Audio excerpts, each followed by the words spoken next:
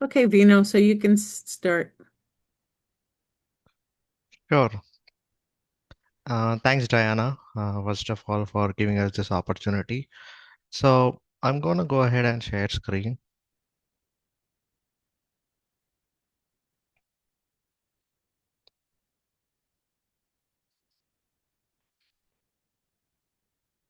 Okay, hope my screen is visible.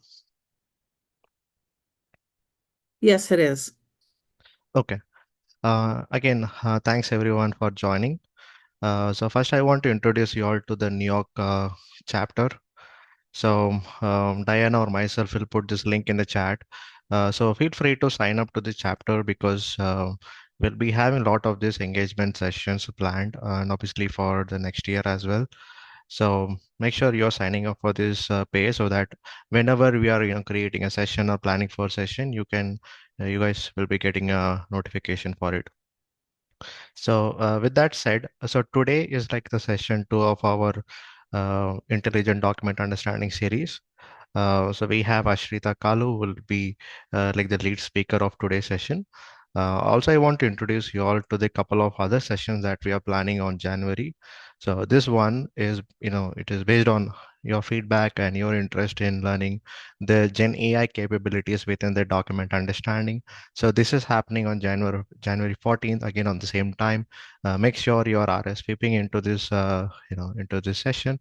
And also following that, we are also having one more session, which we'll be talking more around the out-of-box ML model capability, where we'll be having this will be more like a workshop where we'll be showcasing how we'll be creating this out-of-box model, how you'll be retraining them, and how you'll be using them within your UiPath Studio. So make sure you're signing up for this one as well. So with that said, over to you, Ashrita. For sure. Thanks, Vinu. Let me go ahead and start sharing my screen.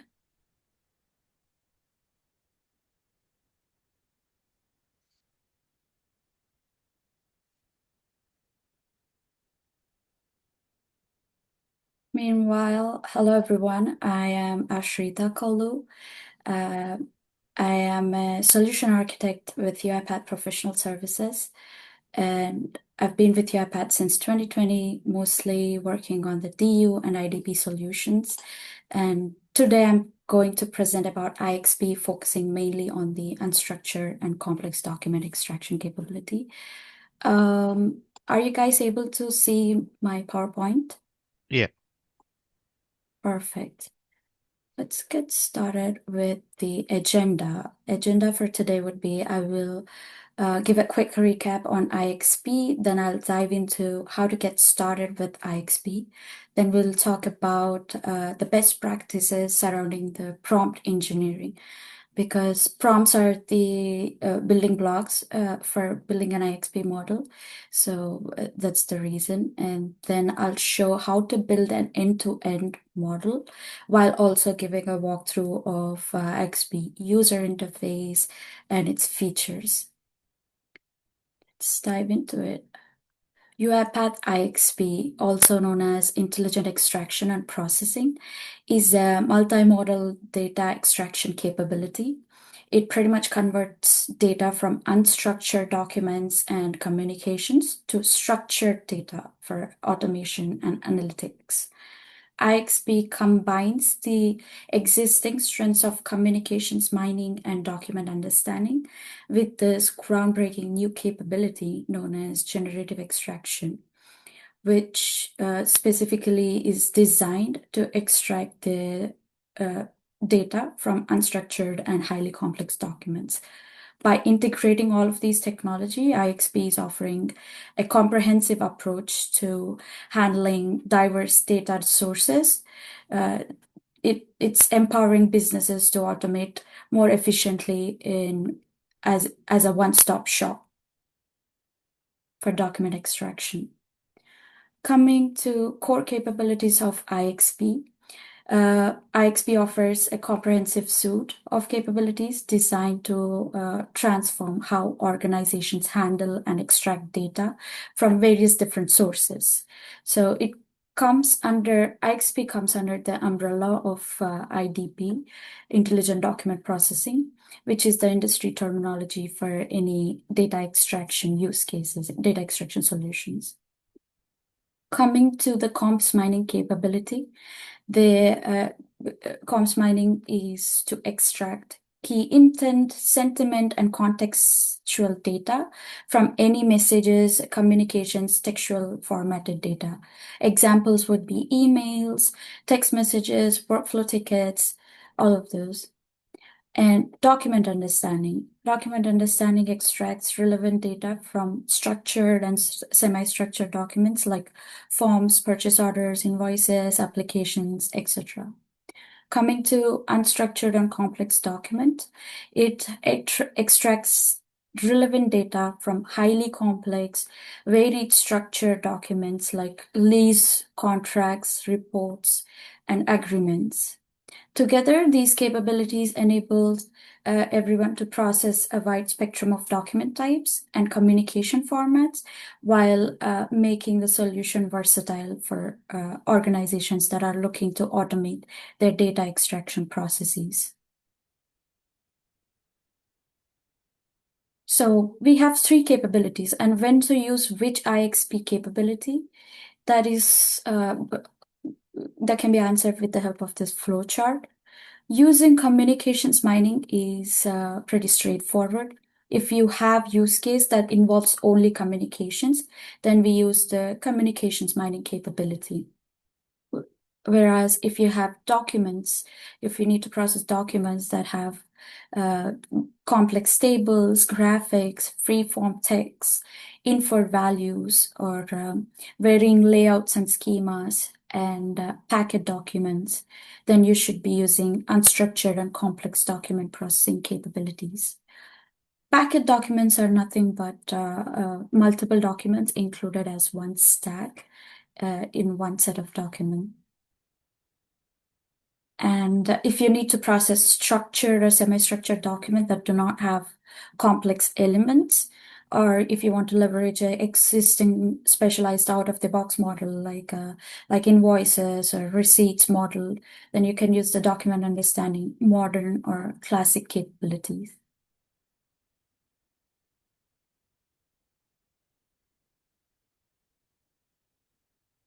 Some key aspects of unstructured and complex document project.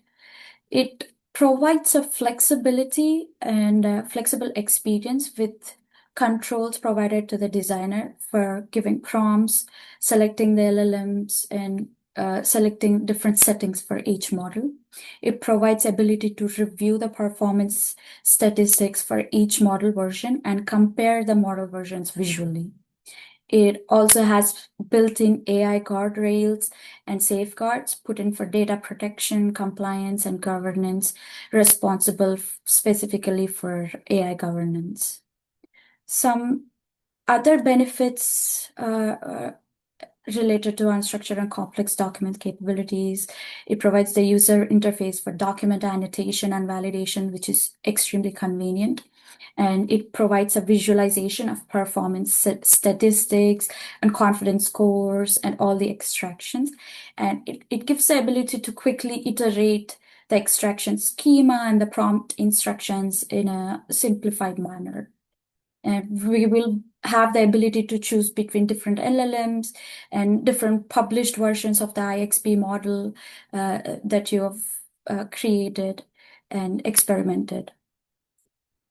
Coming to the limitation of IXP, for unstructured and complex documents capability in IXP, the current limitation is the page limit that comes with GPT-4o.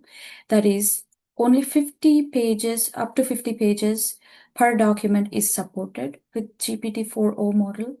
And currently support for documents between 50 to 150 pages is still in preview. However, with Gemini model, the page limit is up to 200 pages.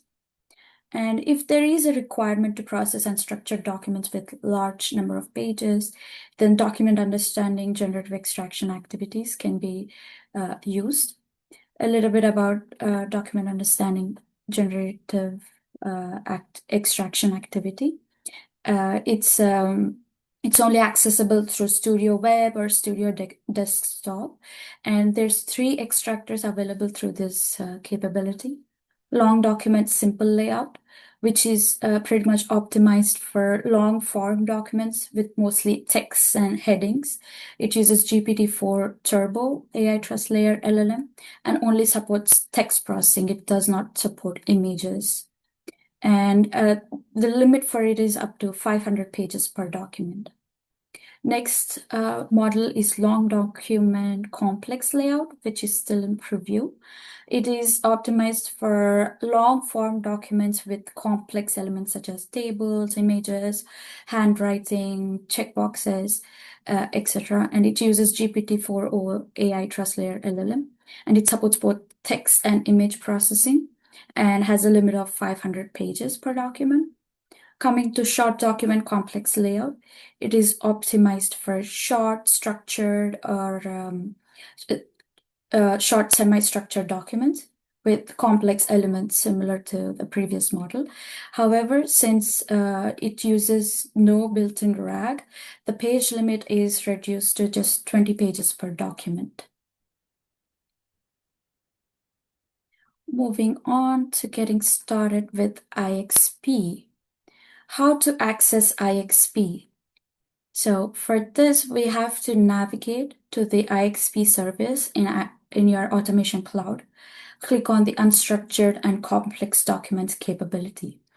One thing to note, if you're not able to see the IXP as a service within your automation cloud, then you might need to add the service to your tenant first.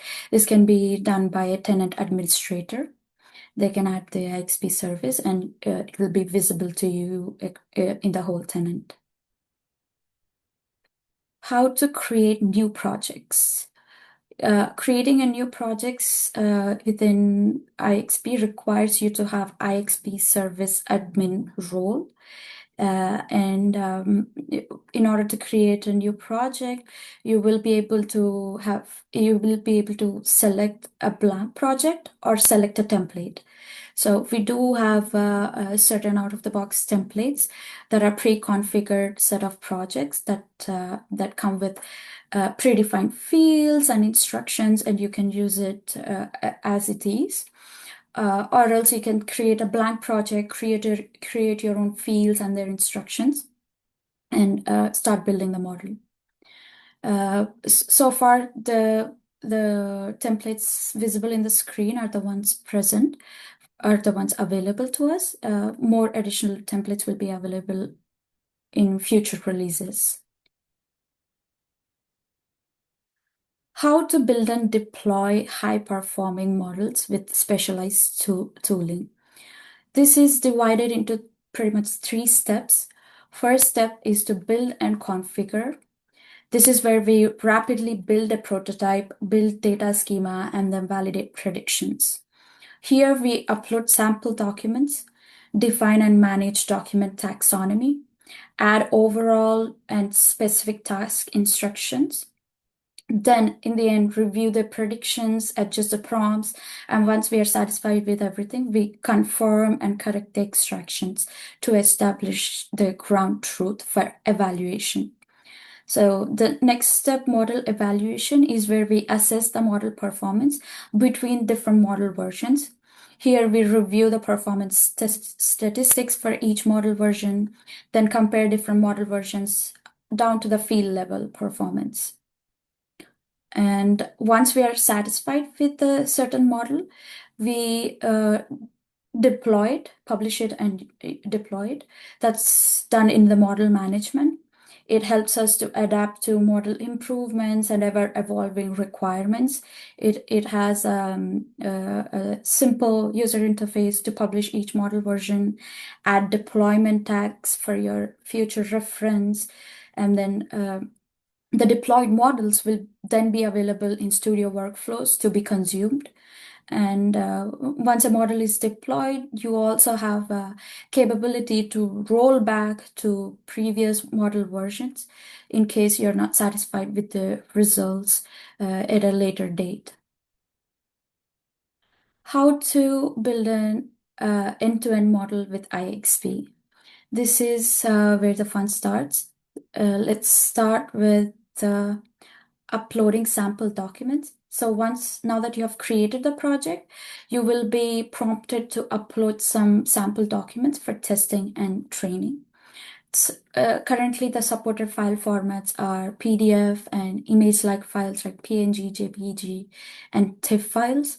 One thing to note is that we need to make sure the uploaded documents are a representative sample of your overall data and covers all the possible variations.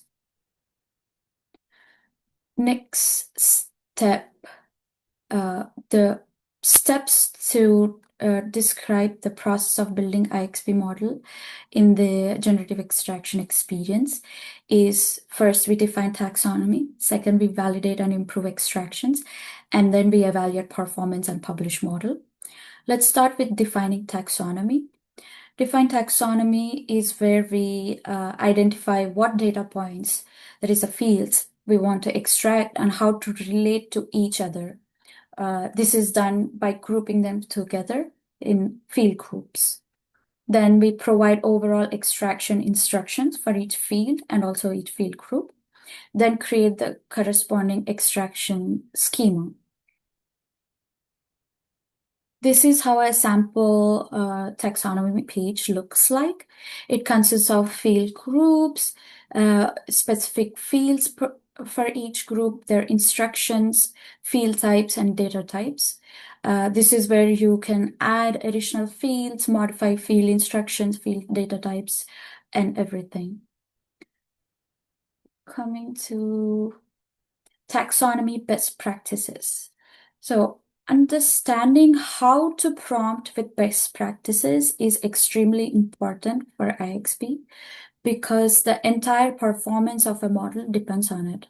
Unlike DU, unstructured and complex document project does not depend on documents for training the model. It entirely depends on the prompts that are given at design time. That's why it's important to have prompts that follow these best practices. So the prompts need to have clarity and simplicity.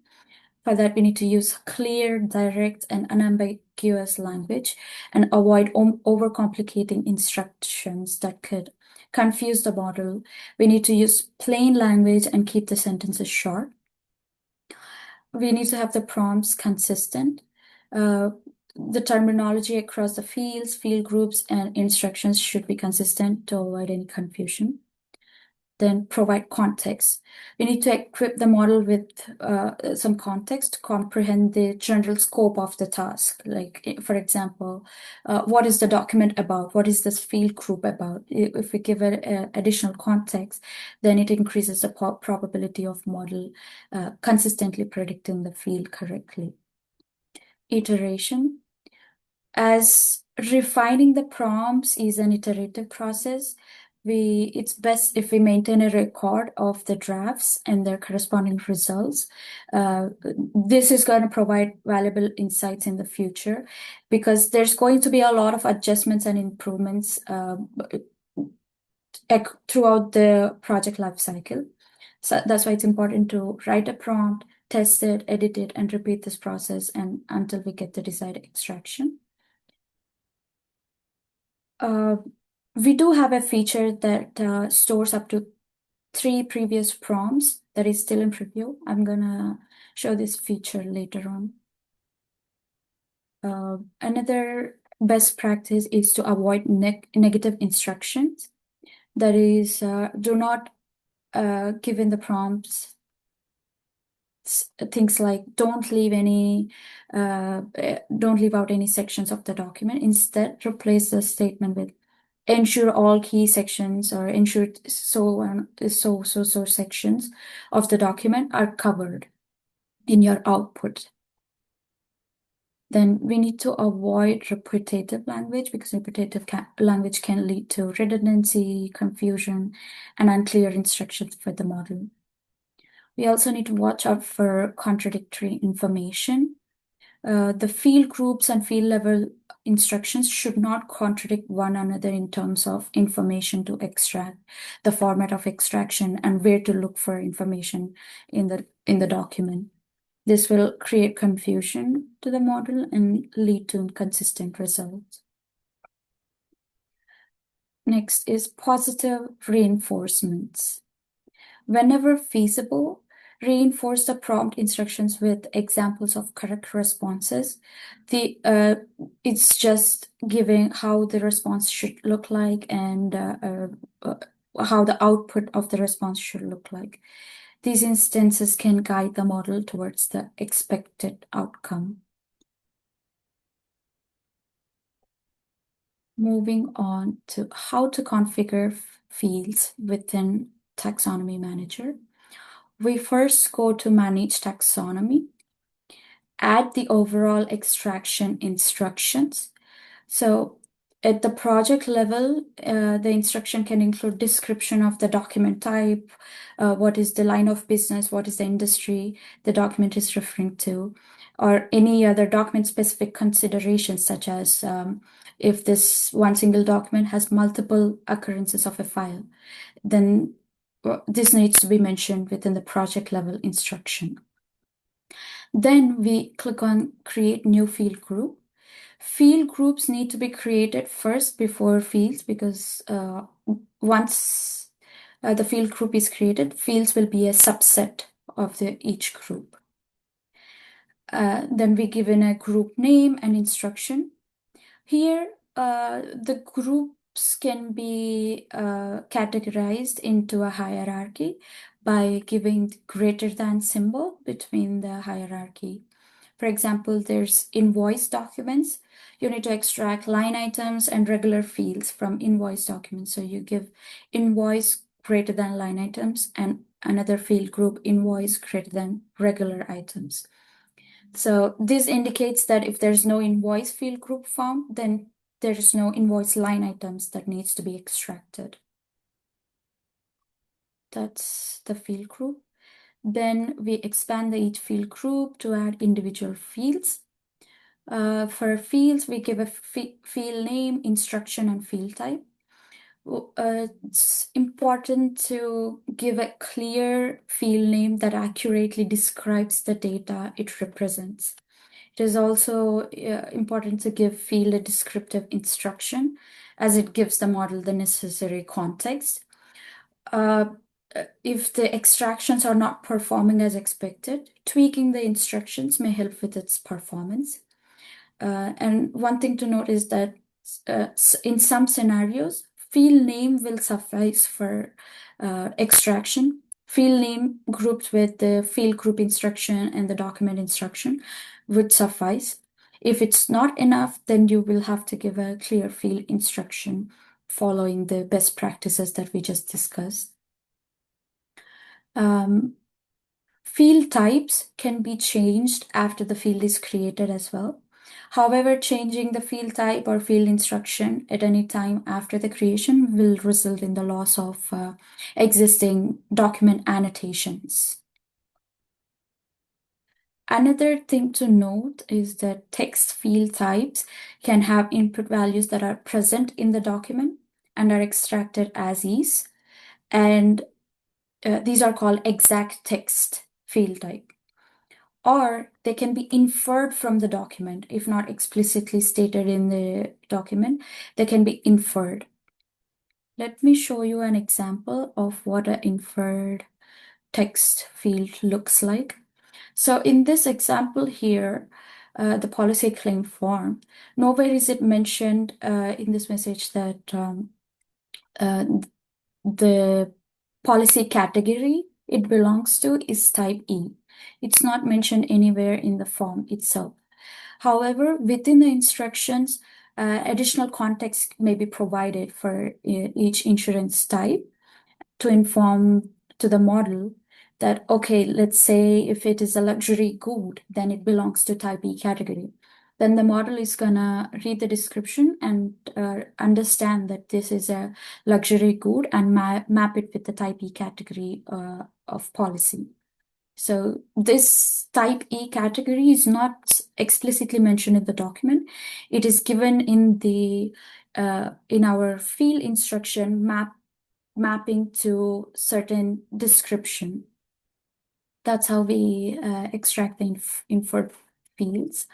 Some additional examples of inferred fields are values that are not present anywhere in the document but are implied from its context, values that needs to be concatenated across different areas in a document. And I do have an example of this taxonomy groups field inferred text. Let me start by showing how IXP looks like. So this is the landing page of IXP. As you can see, there's communications data, unstructured complex documents, and DU, that is structured and semi-structured documents. I will just click on the unstructured and complex documents.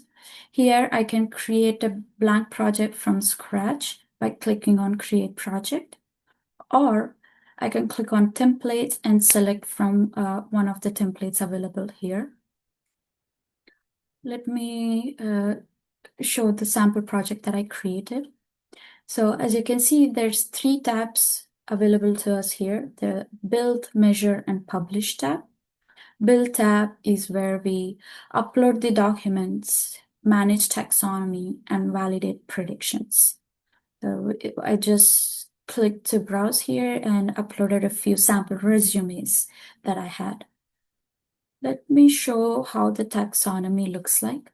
So I've created 3 field groups because I want to extract work experience, personal information, and education background from each resume of the individual. So I gave a overall instruction, which is not too much because resumes are not super complex. However, the level of efforts that I had to put in to create these fields and instructions was also very low. So I have created field names within each field group that I want to extract. I just want to extract the applicant's name, phone number, email address from the personal information. As you can see, the field types are either text, number, and data types are also according to the field type. As you can see, most of the field types are exact text. However, there is one field that is inferred text.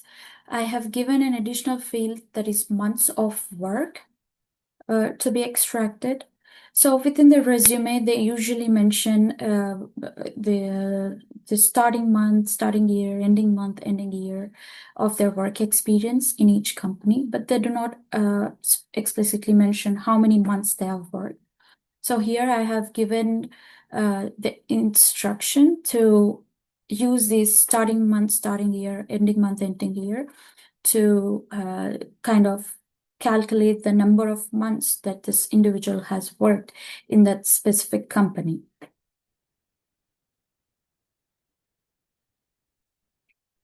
And coming back to the presentation, next step of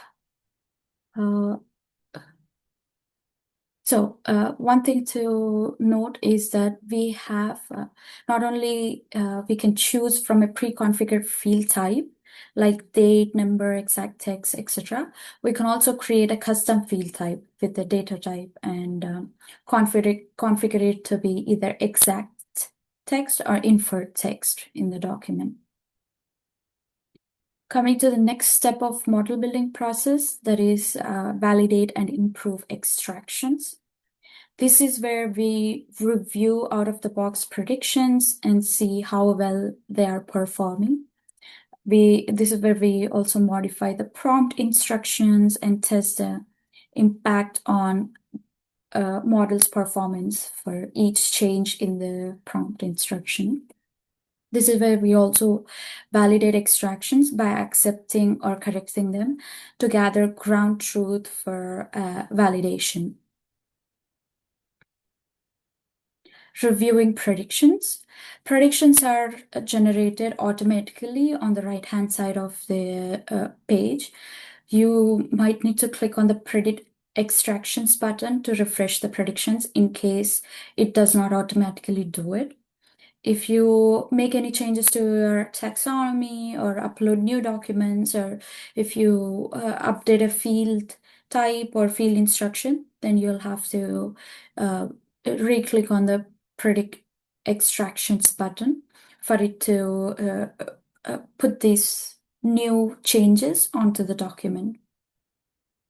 Some recommendations to note is that we are recommended to review the initial predictions for at least 2 or 3 documents before we decide whether to modify the prompt instruction or not, because we need not change instructions for every document.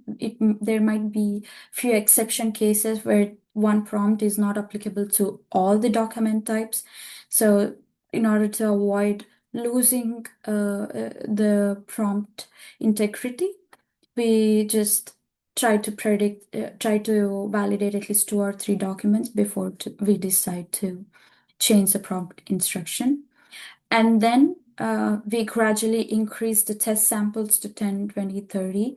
This is an iterative process, and it completely depends on your use case and how satisfied you are with the model's performance so far. One thing to note is the current document uploading limitation with IXP is 200 documents. I would say 200 documents is a lot for validation, because we are uploading these documents to see how the prompts are working on that specific document. That's about it. These documents will not be reused for model training or anything. Once you define a prompt instruction that works relatively well across the entire sample set, we can start annotating rest of the documents that you have uploaded.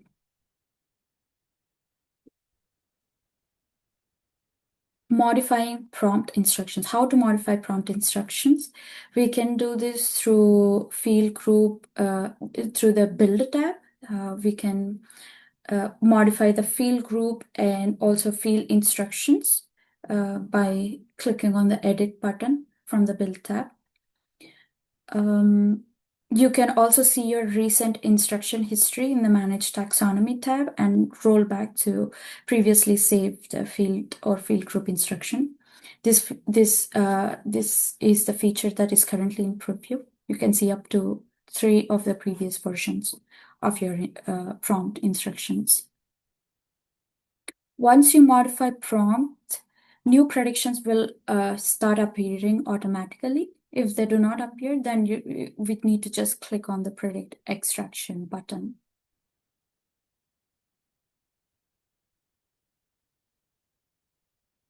Coming to how to validate extractions. Once we are happy with our prompt instruction, we can start validating model's predictions to establish ground truth for its performance evaluation. We can do the validation extraction by accepting validation of the extraction by accepting the extraction if they are correct, or correcting the extraction if they are incorrect. Mark the field as missing if they're not present in the document. If in case required, configure any additional fields in the schema, or keep updating the field instructions. It is important to validate at least 10 samples for each field so that the model can provide us with the meaningful validation statistics. That's when you can stop validating once you're satisfied with the statistics provided. Another important thing to note is that the model does not learn directly from the user annotations yet. As I've mentioned, the only way to currently improve the model's performance is to modify the prompt instructions directly, or you can update model configurations, or switch between GPT-4o or Gemini and experiment with what is working best for you and the document types. And these model configurations involve some advanced settings like table enrichment and all of that. All of these advanced configurations are already thoroughly tested by UiPath product, and the best default settings are pushed on to the project, IXP project, automatically. So you can trust the default settings unless and until it's not giving you good results at all. Where you can put your focus on is fine-tuning the instructions appropriately.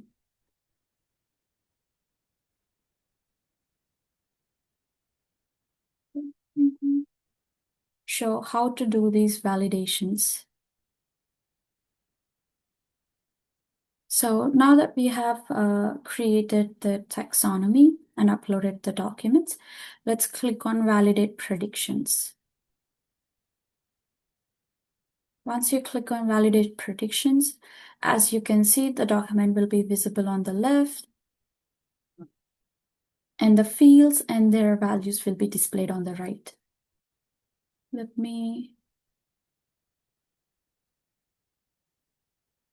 As you can see, the personal information, as soon as I click on the personal information, this little icon here is to open a table view. I can directly expand the field group here and click on each field to validate it. Or I can click on this table view, which opens up the table view at the bottom of the page. So I see that the name and the email address are extracted correct, but the phone number is a little bit skewed. So I'm just going to edit this and just put in the value here. So here it gives me a warning message that the annotated value does not match the model prediction.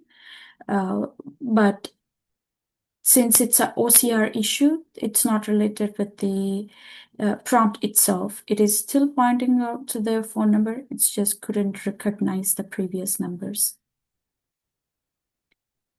Let's look at the work experience field group.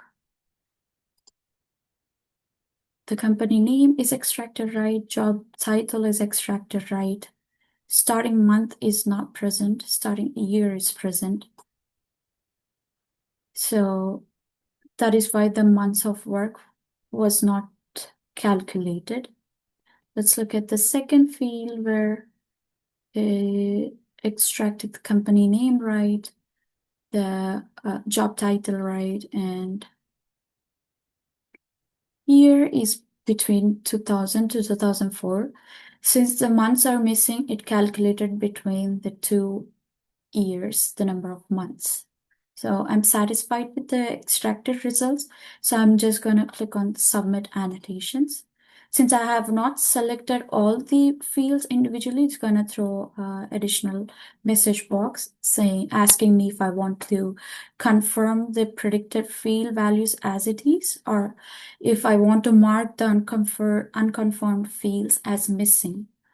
I want to confirm the field values as it is because they're all extracted correct. And I'm just going to click on continue. So the financial analyst Daniel.pdf is submitted. As you can see, the annotation status has been updated to annotated from not started. Let's move on to the next document that was not annotated.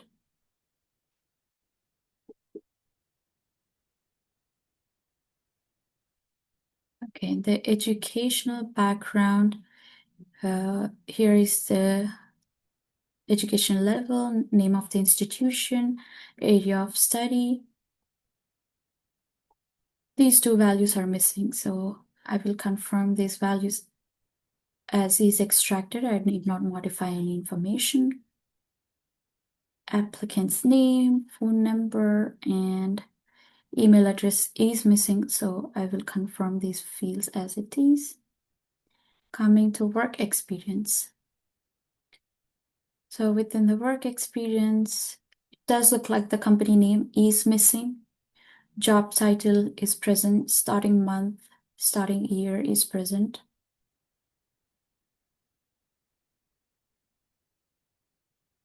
And coming to the second row, again, the company name is missing. However, the job title, starting month, year, ending year are present. And it was able to accurately calculate the months of work from the starting and ending years provided. Now, this is the field that is not present within the document, and I have given as an inferred text. And as you can see, this inferred text is failing for scenario where there is no ending month and ending year present, because it just says to today's date. And at runtime, at design time, the prompt does not really understand what today's date would be, because that is kind of a dynamic variable. So this is a good scenario to kind of consider it to be handled in the post-processing logic. Once we finish the extraction, we just check if the ending month or year has a value present or today or a current month. Then we just do the calculation in the post-processing step. Because IXP straight out of the box is not able to handle handle the getting the current today's date and year. However, even though there is no number of months present in the document, it is able to accurately calculate the number of months here. So I'm going to submit annotations for this document as well.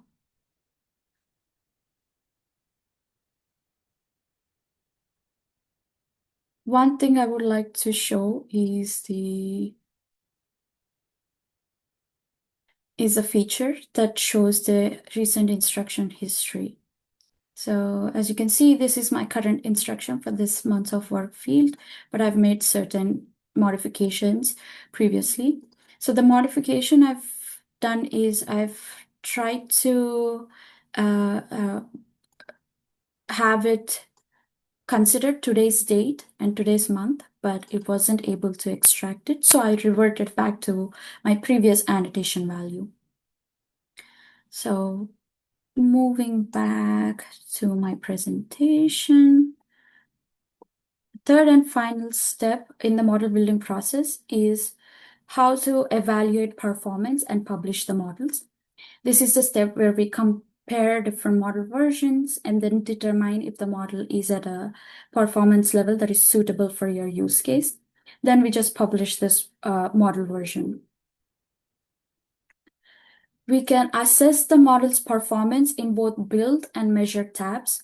The build tab shows the overall project score as well as the error rate for each document. The measure tab shows the field group and field level performance. The error rates shown in the build tab are only available for annotated documents. The error rates indicates the number of mistakes the model made on each document.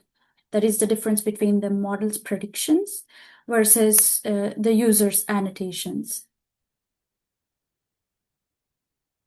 Coming to the overall project score, it is calculated based on the average F1 score. And average F1 score is just, F1 score is based on mean of precision and recall values of each field.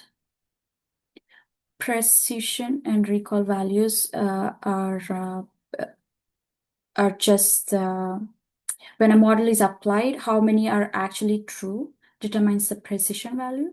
And after the extraction, how many did the model actually predict correctly is recall value. Some additional recommendations for better evaluation of the model performance is to, again, annotate at least 10 documents to get a meaningful project score, annotate at least 10 fields to get a meaningful field score, And healthy models have a good or excellent project score and no field performance warnings. However, this is subject to your own definition of what results are satisfactory to you based on your use case. And you should decide when to stop validating predictions depending on, again, your business needs and use case objectives. You may require certain fields to have higher precision and recall than other fields that are not really important within the document. Once you are happy with your model's performance and want to test or compare it, you just publish it. Publishing the model version will save a snapshot of the current model state as it is. Like, it includes the existing instructions, existing field types, existing fields, existing taxonomy, and everything will be snapshot and packaged together. And publishing the model will also allow you to roll back to your previous versions or previous annotations if required. And all of the published models will be available for automation within the studio workflow. Coming back to the measure tab. So as you can see here, it shows the overall F1 score. That is also the overall project score. As you can see, all the annotated documents have an error rate. Some documents have no errors. Some documents do have errors that we have done modifications on. So that's what the error rate is showing us. Within the Measure tab, we'll be able to see field-specific precision and recall and F1 scores. And we can see the overall health of each field. As you can see, some of the fields do not have the minimum annotated number matched. So we would, the recommendation is to have at least 10 fields annotated. So at least 10 documents should have this field. However, this field overall grade in the education background is not present in all the document. It was only present in one document. However, it's not really an important field to me, so I can ignore this this field score and focus on the overall score of the rest of the fields and look at the precision and recall of the overall project. So on and so forth, we would want the fields all to be in a healthy state. We would not prefer to see any of the fields in red state because that will hinder in calculation of the project score and F1 score values. But since this is satisfactory to me, I'm gonna publish it. I'm gonna say test and publish. And as you can see, there's the current version is now saying published. And if I want to revert back, here I have options to revert back to previous project configurations. However, this is irreversible. If once I revert back to previous version, that is version 56 is going to go back to version 41, and I will lose the version 56 to be used. Other than this, going back to the presentation. Now that we've seen how to build the model, let's see how to consume the published ML model. So the IXP model version is available in your automation cloud. Now, all you need to do is within your workflow, it could be a DU template or a regular workflow that you've built. You need to either install the intelligent OCR package version 6.24.2, 6.23.2 version, or higher, and that will allow you to utilize document understanding project extractor activity. Another option that will allow you to consume the IXP model is installing the document understanding package activity and using the document understanding package and using the extract document data activity. So once you have downloaded these packages and put in your activity, you can connect this studio to the specific tenant, cloud tenant, and then add the same taxonomy that you've created within IXP to your taxonomy manager within the studio. You'll have to create the fields that are tables, that these tables map to the field groups within the IXP taxonomy, and create columns within these tables, which will be the actual fields itself. So if you have done DU development before, you must have seen the taxonomy manager and know how it looks like. Here we will have option to add regular fields and table fields. So with IXP, we'll be using pretty much only table fields because each table field maps to a field group within IXP. So the table field, here we will have 3 tables created, one for personal information, the educational background, and work experience. And each table field have these columns that are our specific fields.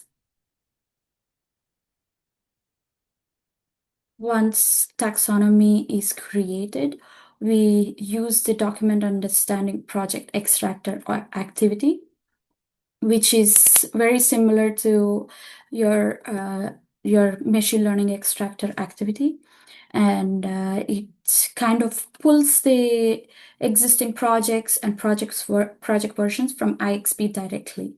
So you will need to connect the studio to the same org and same tenant in order for it to pull the published models within IXP.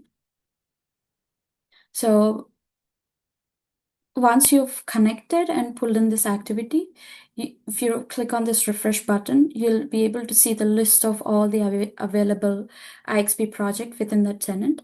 And once you select the project, you will see the list of versions that you have published as well. You can have this project and version stored in an asset and give the just update this asset value to pull in the that specific version at runtime instead of directly hard coding it at design time. Once we pull in the extractor, once we load the extractor, we map the fields from our taxonomy manager to the IXP taxonomy. So for each field to field and field group to table, we will do the mapping one by one. The exact same way it is done in the configure extractor wizard.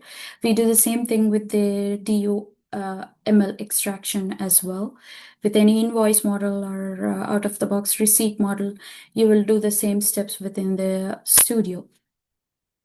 And that's how you can consume the IXP model in your studio workflow. Now, this can be done in the studio web as well in the exact same way. That's why I showed 2 separate prerequisites, 2 separate packages to be downloaded. One is for the studio desktop, other is for the studio web. And this marks the end of my presentation. Are there any questions on this? Yeah, thank you so much, Ashrita. That was very much a detailed enough guide for starting on with IXP. And for the people in this chat, I think there is one question in the chat we can address from Sai Reddy. Can we convert the extracted information from the documents into data table and use them in a workflow in Studio? Thanks for the question. You can 100% do this. You can utilize the IXP model as any other ML extractor within your DU template, let's say. You are extracting the IXP results and putting it in a variable, and you can just convert this extraction variable into a data table and utilize. It's a great question, by the way.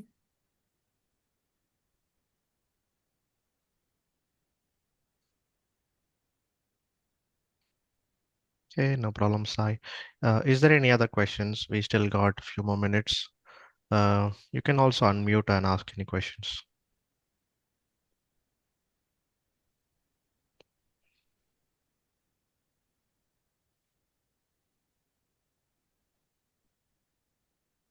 While we're waiting for that, I just want to thank you, Veena, Levan, and Ash, for presenting today. And also, don't forget, everybody, that in the chat there are sessions that are coming up if you want to register for those.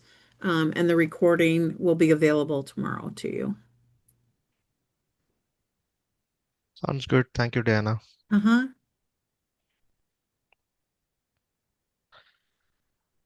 It doesn't look like there's any other questions. So with that, I think we can close for today. Thank you, everybody. Yeah, thanks all for joining. Yeah. Thanks, Thank you, Ash, everyone. again. No problem. Thanks, everyone.